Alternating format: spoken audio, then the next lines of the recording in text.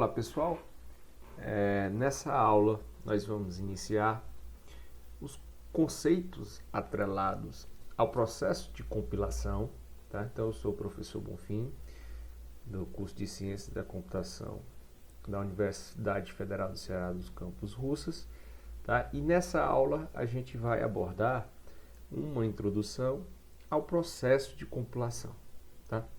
Então, dessa forma, a gente precisa primeiro entender o que é um compilador.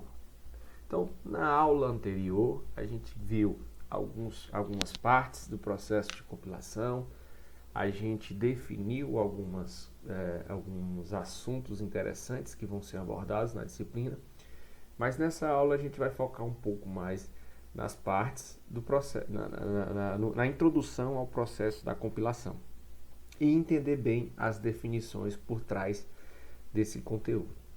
Tá? Então, o primeiro ponto que a gente trata é o que são os compiladores. E a resposta que a gente tem do próprio livro-texto, né, do livro do Dragão, né, que é o Arro, o ano de 2008, é que nós temos um programa e ele recebe como entrada um programa, né, escrito em uma linguagem de programação. O detalhe importante aqui é que essa linguagem de programação ela deve ter todas as considerações, né? Ou seja, ela é uma linguagem formal.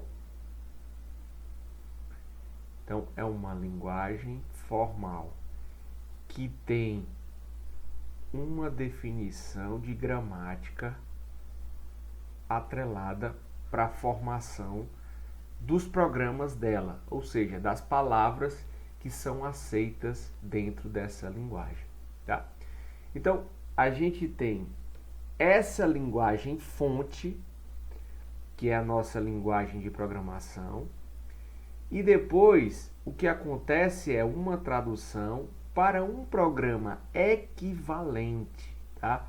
Então o que a gente está fazendo aqui é recebendo um programa de uma linguagem de programação, que é uma linguagem formal, que podemos chamá-la de linguagem fonte, e há uma tradução para um programa equivalente, ou seja, para uma linguagem formal equivalente, que nós vamos chamar de linguagem objeto. Tá? Então, essa é a definição que o livro traz para a gente sobre o que são compiladores. Dessa forma, nós precisamos ainda entender que o nosso compilador, né, o objeto de estudo dessa disciplina, ele vai ser um processador de linguagens, tá? De uma linguagem, na realidade, né? Porque você tem um compilador para aquela linguagem. Então, o nosso compilador vai processar aquela linguagem. E o principal objetivo dele vai ser realmente traduzir em uma outra linguagem. Então, a entrada do nosso compilador é uma linguagem de programação, por exemplo, C, por exemplo, C++, por exemplo, Java. Perceba que essas linguagens são linguagens formais, tá? Que tem uma gramática bem definida para a construção das suas palavras, ou seja, dos seus programas. E a saída vai ser uma linguagem de máquina. Tá? Então, essa linguagem de máquina é a responsável pela operação das ações do computador. Então, de uma maneira geral, essa linguagem de máquina é o que o computador vai entender. Então, o nosso computador, ele não entende a linguagem C, ele não entende a linguagem C++, ele não entende a linguagem Java. O nosso computador, ele somente vai entender a linguagem de máquina para aquela máquina que a gente está trabalhando, para aquela arquitetura. Então, o nosso compilador, ele faz, digamos assim, o trabalho sujo de converter uma linguagem que é mais próxima do entendimento humano, que é uma linguagem de alto nível, em uma linguagem uma linguagem direta para o entendimento das máquinas. Tá? Então, essa é a principal definição do nosso compilador.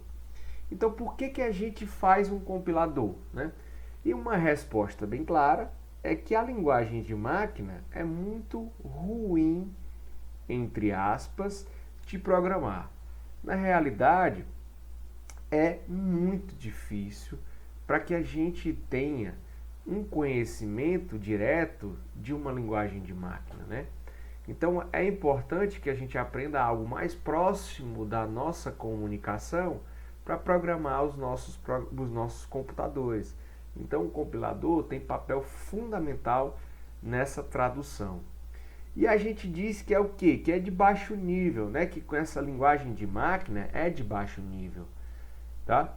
E aí fica realmente difícil de raciocinar sobre uma linguagem de baixo nível. Além dessas questões, eu ponderaria uma que ainda não está colocada aqui no slide, que é os compiladores existem também para facilitar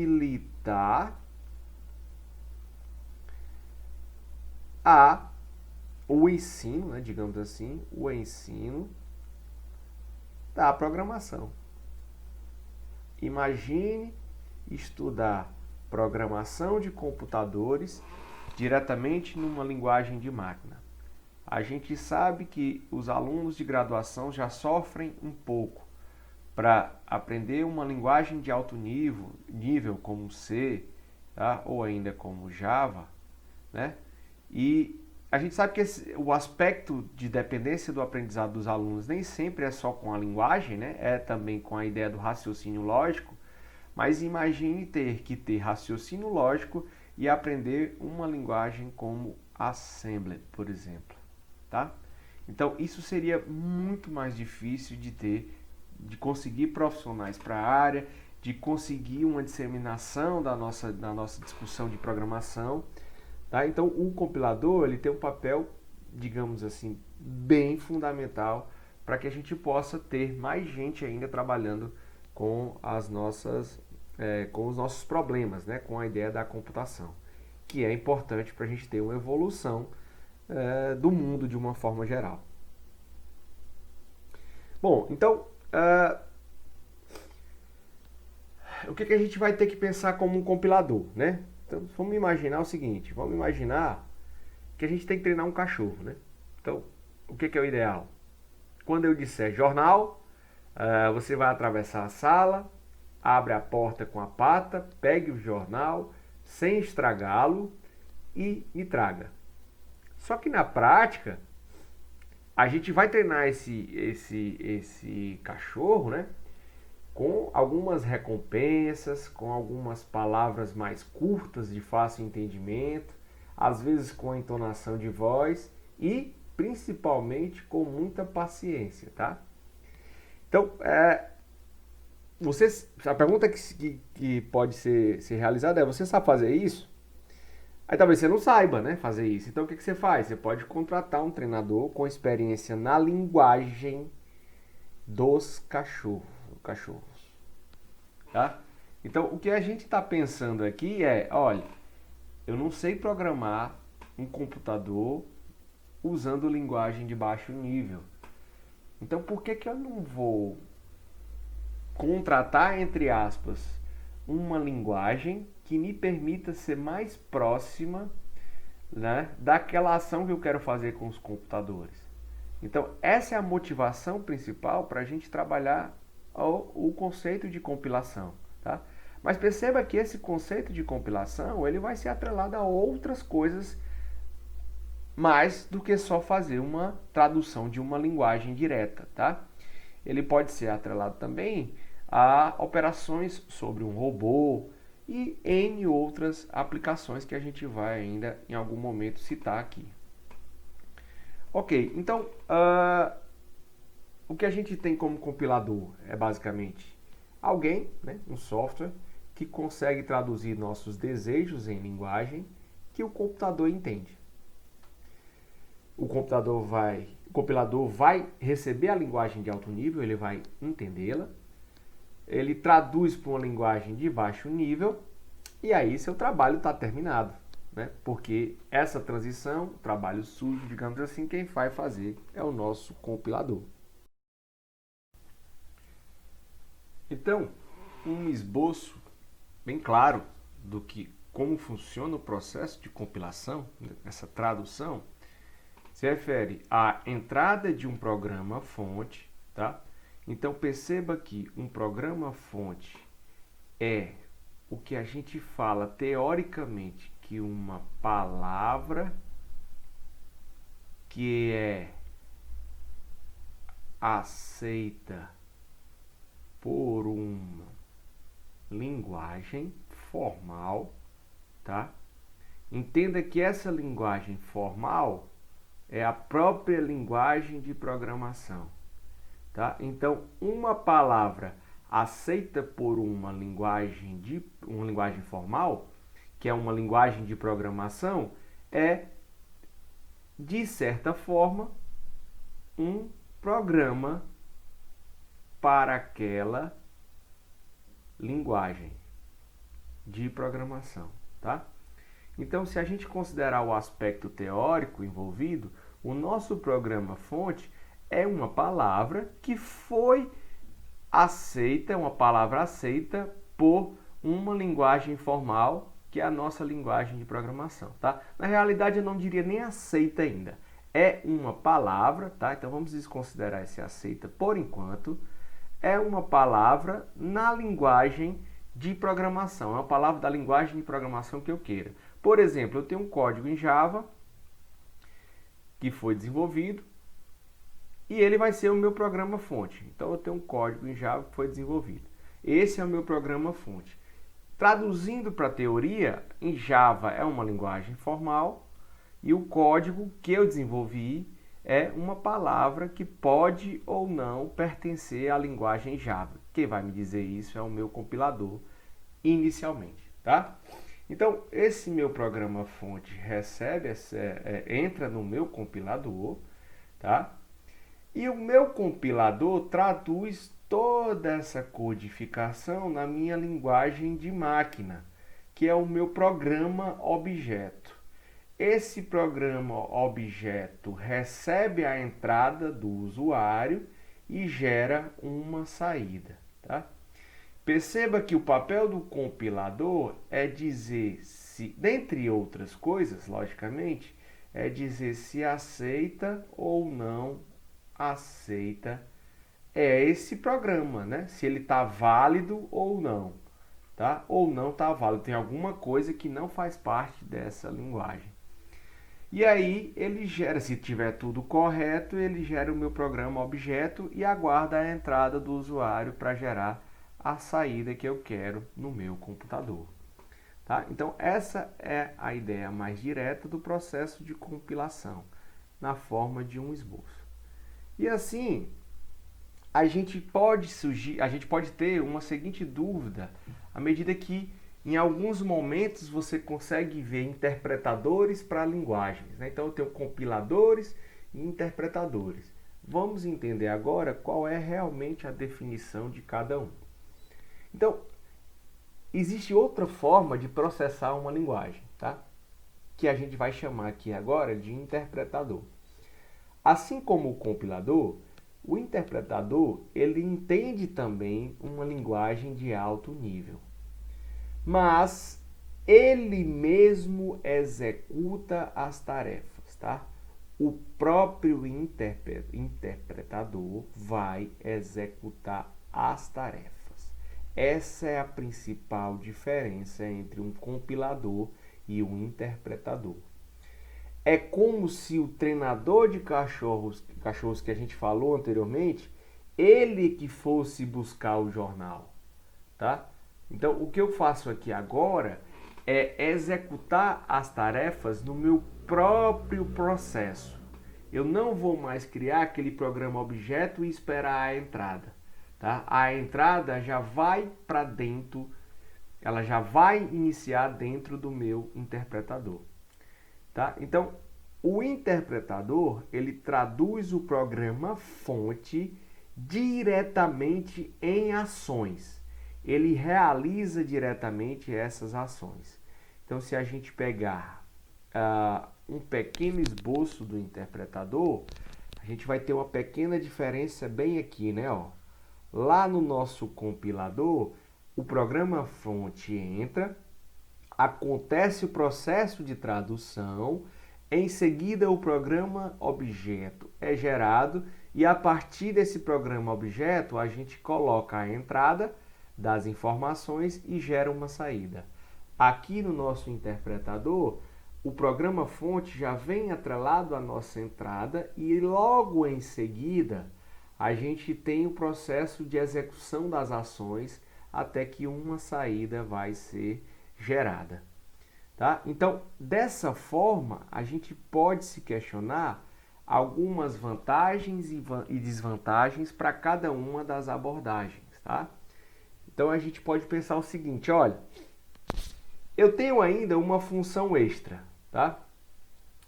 Que é justamente ajudar o programador. Na medida em que eu aponto os erros do programa fonte. Por exemplo, se eu tenho uma instrução if, abre parênteses, a maior do que 10, a mais igual a 3 ponto e vírgula, falta que eu feche bem aqui um parênteses, tá?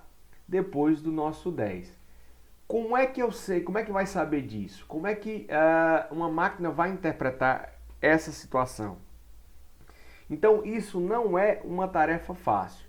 E essas funções, tanto de interpretadores e compiladores, elas são realizadas a partir do conjunto de fases que a gente viu, né? Da análise léxica, inicialmente, da análise sintática, tá? E da análise semântica.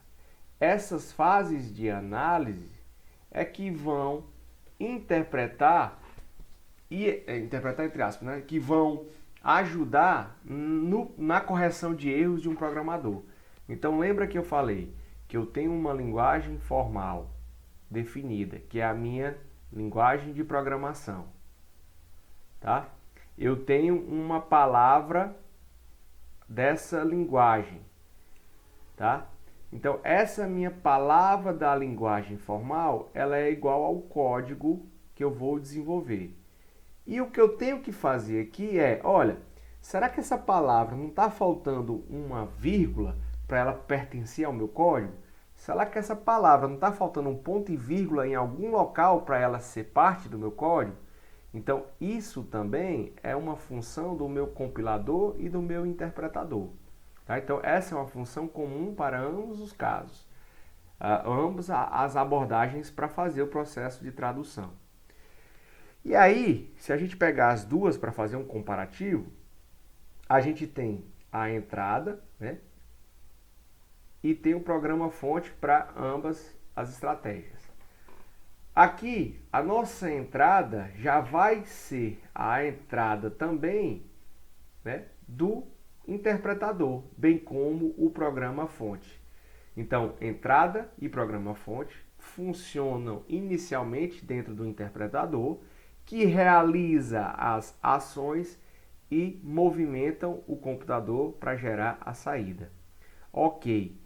Lá no processo de compilação, o nosso programa fonte é entrada, acontece um conjunto de fases de análise e de síntese, que são a análise léxica, análise sintática, análise semântica, geração de código intermediário e a geração de código aplicada às instruções. Essas instruções são juntadas, são anexadas à entrada do meu processo, do código, e eu gero uma saída, tá? Então, essa é a principal diferença do processo entre um interpretador e o próprio compilador. Então, aqui, o que a gente pode fazer, né, de comparativo, digamos assim? Interpretadores e compiladores, eles podem ser utilizados com a mesma ideia e o mesmo propósito, né? Só que alguns têm, se eles fossem iguais e não tivessem vantagem e desvantagem, não precisaria ter processos diferentes, não precisaria ser executado de forma diferente. Então, qual é a vantagem que eu vejo no compilador, né? Que a gente tem no compilador? A gente vai mapear a entrada e a saída mais rápida, né? Porque eu só vou fazer a tradução uma vez, eu faço essa tradução uma vez e executo quantas vezes eu quiser, porque o meu código vai ficar compilado, tá?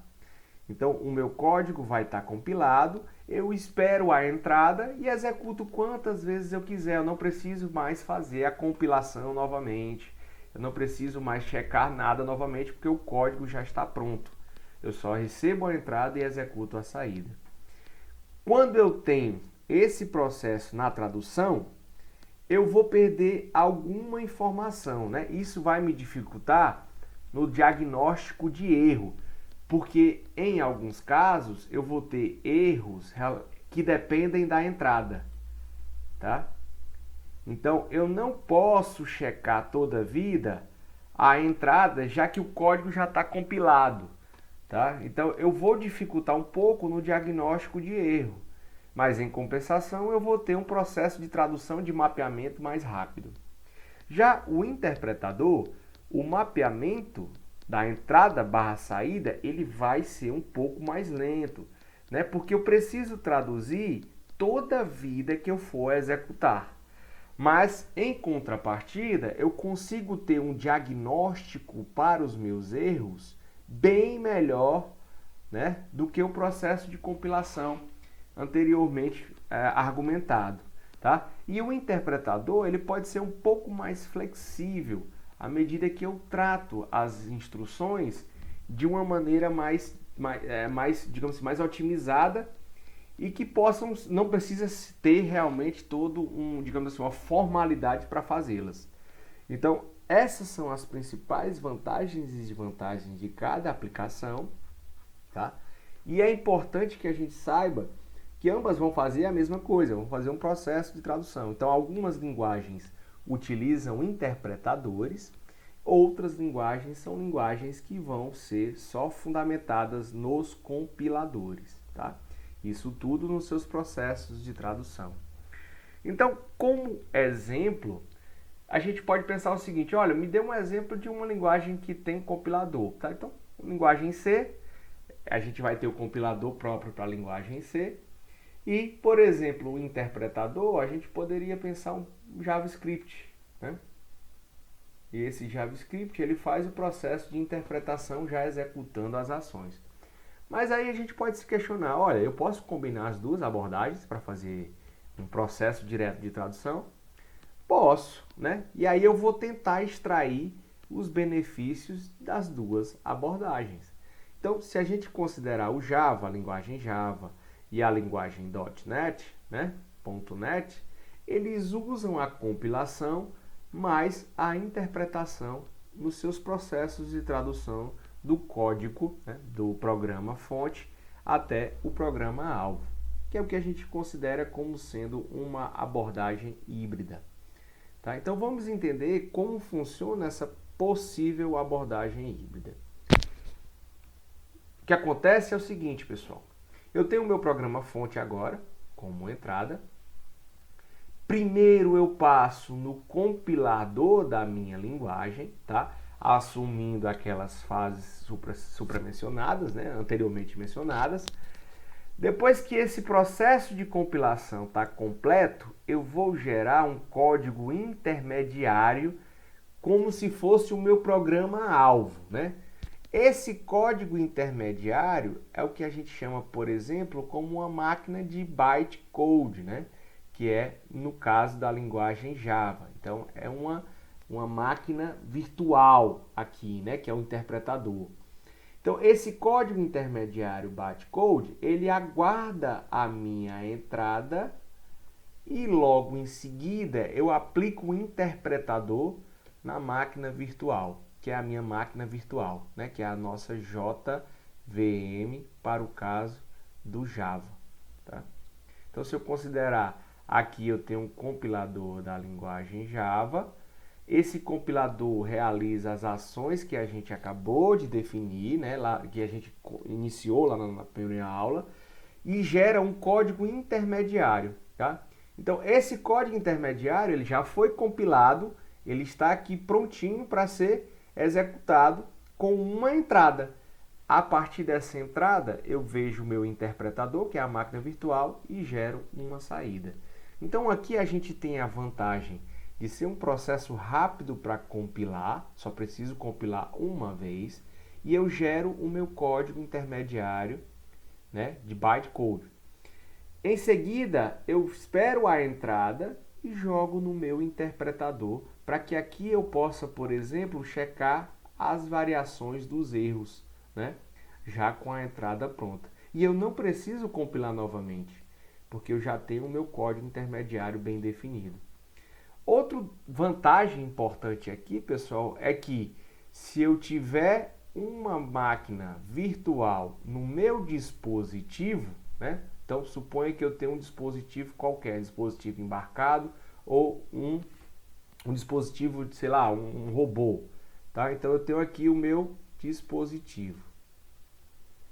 Se eu tenho esse meu interpretador aqui que realiza as ações, eu posso compilar em qualquer local o meu código intermediário, em qualquer outro dispositivo, em qualquer outra máquina e colocá-lo para ser executado nesse outro dispositivo, passando apenas o meu bytecode, né, e a minha entrada, que aqui ele vai gerar a saída para o dispositivo em questão.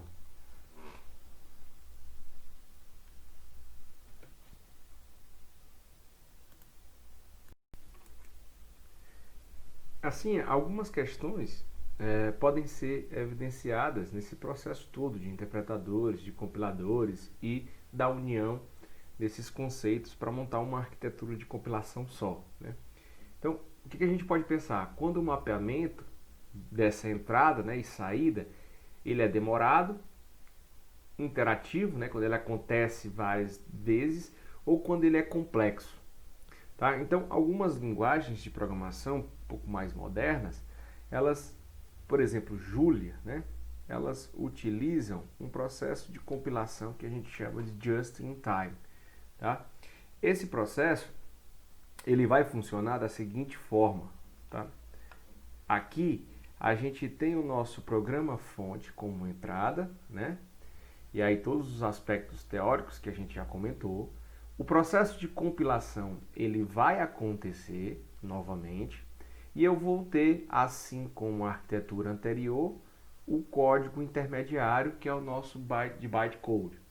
Esse código, assim como a entrada, eles vão entrar na minha máquina virtual just in time, né? E essa máquina virtual agora, ela tem o seu próprio compilador do código intermediário e ela gera um programa objeto a partir desse processo de compilação. Aí eu tenho o meu programa objeto à espera da entrada para que eu possa gerar a saída, tá? Então, o que acontece aqui é que eu tenho um processo misto, mas que ele vai se preocupar agora também na forma dinâmica que esse código intermediário vai ser modelado aqui para a minha máquina virtual. Tá? Então, dessa forma, eu consigo fazer um processo mais rápido, tá? Porque ele vai sendo compilado à medida que eu tenho um compilador específico para esse código intermediário. E aí, dentro desse compilador, eu posso ter um ambiente de otimização que facilita a utilização dos aspectos de atribuição, de definição de memória para a geração do meu programa objeto. E aí o meu programa objeto sempre vai aguardar essa entrada para gerar a saída. Tá? Então, essas são as formas mais utilizadas por linguagens para gerarem os seus compiladores. Tá? Então, nesse contexto da nossa disciplina, nós vamos estudar os compiladores, claro, porque é o nome da nossa disciplina, tá? Entretanto, grande parte das técnicas que a gente vai empregar aqui, elas vão ser muito semelhantes para a construção de interpretadores, tá? Então, de uma forma geral, você está fazendo a disciplina de interpretadores, né? Não vale crédito, mas você pode dizer que fez interpretadores com o professor Bonfim também, tá bom? Então, brincadeiras à parte, o que a gente precisa definir agora mais nessa relação é que tem alguns programas, né, algumas situações que estão diretamente relacionadas ao conteúdo de compilação, né, o processo de compilar. Então, em algum momento, você pode ter um programa fonte, tá? Esse teu programa fonte, ele passa por um pré-processador e gera um programa fonte já processado, tá? O que acontece aqui nesse nosso pré-processador? A gente vai juntar diversas partes, né, de um programa e da relação dos macros, né, que são funções que já estão prontas para serem aplicadas, tá? Então, esses macros, eles são funções que são recebidas pelo teu programa fonte, e aí o nosso pré-processador já monta esse teu programa fonte com toda a tradução dessas macros, né? Ou de algumas partes do teu programa que estão lá para serem computadas. Tá? Então, suponha que você tem um include lá dentro do teu programa na linguagem C, né? Ou ainda você tem a função, por exemplo, cin, né? Que vai fazer uma leitura e ela precisa de uma utilização de uma system call para o seu sistema operacional. Então, quem vai ser responsável por essa situação toda é o pré-processador no processo de compilação, porque essa informação ela é importante para o nosso compilador à medida que eu vou gerar o meu programa-alvo. Tá? Então, isso é fundamental dentro de ser comentado dentro do processo de compilação. O nosso próprio compilador, né, que vai produzir na linguagem assembly, na linguagem simbólica, né? Então, tem um programa fonte pré-processado, já com as questões que a gente falou de macros, de subprogramas que podem estar em arquivos separados, tá? E ele vai gerar um programa objeto em assembly. Tá? Então, questões importantes: mais fácil de ser gerado, mais fácil de ser depurado, né? Que é analisado na parte do código, e bem próximo da nossa linguagem de máquina, tá?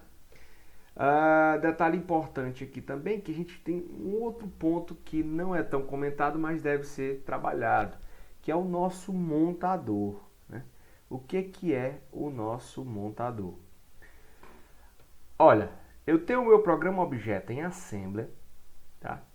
Esse programa já está quase pronto para ser utilizado pela minha máquina, mas eu preciso ainda produzir um código de máquina relocável que tem uma possibilidade de movimentação na minha memória do computador, tá? Então, os pedaços de um programa, e eu tenho que ter endereços flexíveis. Então, suponha que eu tenho um programa lá que está na minha memória, mas eu preciso gerenciar toda essa condução com a memória a partir do meu montador, tá? E ele é que vai ser responsável por fazer isso antes da geração do meu código de máquina, realmente, que vai ser o meu código de máquina realocável na memória. Ok? E ainda eu tenho uma informação importante, que é o nosso linker, né? Que é o nosso editor de ligação. Então, eu tenho o meu código de máquina relocável, eu vou passar por um processo que vai juntar os pedaços de um programa relocável, vai pegar uma parte que está na área da memória, vai pegar outra parte que está em outra área da memória e vai gerar um único executável, tá? Aí, nesse único executável, eu entro com os arquivos de biblioteca nele que aí eu vou fazer essa ligação dos diversos pedaços, né, também desses programas ou das bibliotecas.